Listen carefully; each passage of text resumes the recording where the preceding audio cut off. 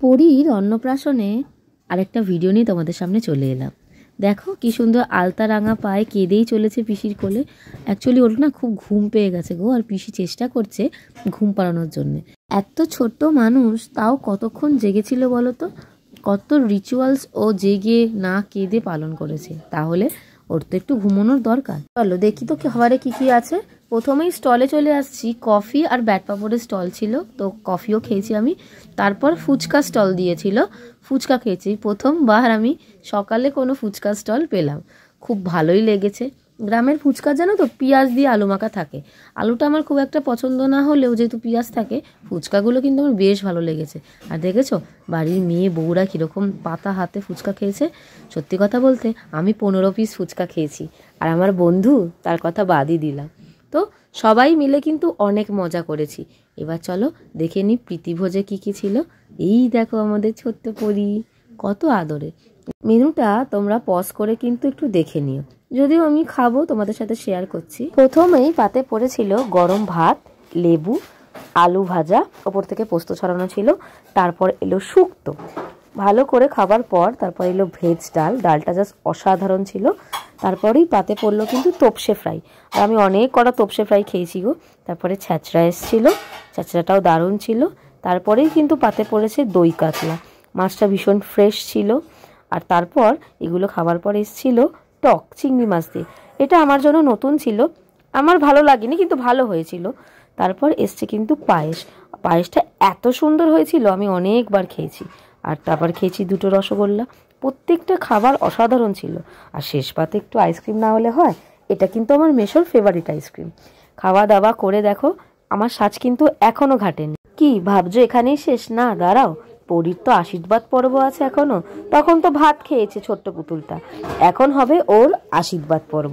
এই দেখো কেমন বেনারসি পরে বসে গেছে, ঠাকুমার আদরের পরী। ঠাকুমার কত শখ তার মেয়ে হবে, তা সেই শখ তো পূরণ হয়নি, কিন্তু নাতনিকে দিয়ে এখন সুদে আসলে সবই পূরণ করে নিচ্ছে। আমার মাসি তাই কলকাতা থেকে বেনারসি শাড়ি নিয়ে এসছে এই ছোট্ট পুতুলটার জন্য, আর লাগছেও ভারী সুন্দর। ওকে যত দেখছি তত অবাক হয়ে যাচ্ছি। আর এটাও বুঝতে পারছি ও কিন্তু খেতে ভীষণ ভালোবাসবে। কীরকম ভাত, চচ্চড়ি, তোপসে ফ্রাই সব খাচ্ছে দেখেছো? আনন্দে আত্মহারা হয়ে যাচ্ছি।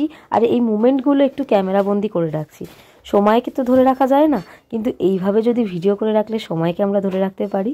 ও তো দেখতে দেখতেই বড় হয়ে যাবে, যখন বড় হয়ে ভিডিওগুলো দেখবে ওরও কত ভালো লাগবে যে ওকে কিভাবে সাজানো হয়েছে, ওকে কিভাবে আশীর্বাদ করা হয়েছে, কে কে ছিল, সবই ও কিন্তু দেখতে পাবে। আর ওই যে আসনটাতে বসেছে পরী, যেটা মাসি করে দিয়েছে নিজের হাতে। আর এই যে পাশে বসে আছে পিসি, ও কিন্তু বানিয়ে দিয়েছে পরীর জন্য নিজের হাতে একটা জামা। তো সবাই চেষ্টা করেছে ওকে ওর বেস্টটা দেওয়ার জন্যে। এইবার হচ্ছে ফটোশ্যুট। এই দেখো মাসি মানে ওর ঠাকুমা কি সুন্দর করে ওকে খাইয়ে দিচ্ছে। আলু ভাজাটা খাইয়ে দিতে কিন্তু খেয়ে নিয়েছে, দুধের মুখ তো সব স্বাদগুলো ক্যাচ করছে। আর ভালোও লাগছে, দেখেছো কীরকম প্রফেশনালভাবে খাচ্ছে। ও মা, আমার এত ভালো লাগছে। এই যে আলু ভাজা ছেড়ে এবার ও তোপসে ফ্রাই খেতে ব্যস্ত। বাবা মাকে দুজনে পাশে নিয়ে তোপসে ফ্রাই খেতেই ব্যস্ত। চলো সবার আশীর্বাদ দেখাতে পারিনি, আমাদের দুজনের স্পেশাল আশীর্বাদগুলো দেখাচ্ছি। দেখো প্রথমেই ওর পিসি আশীর্বাদ করছে।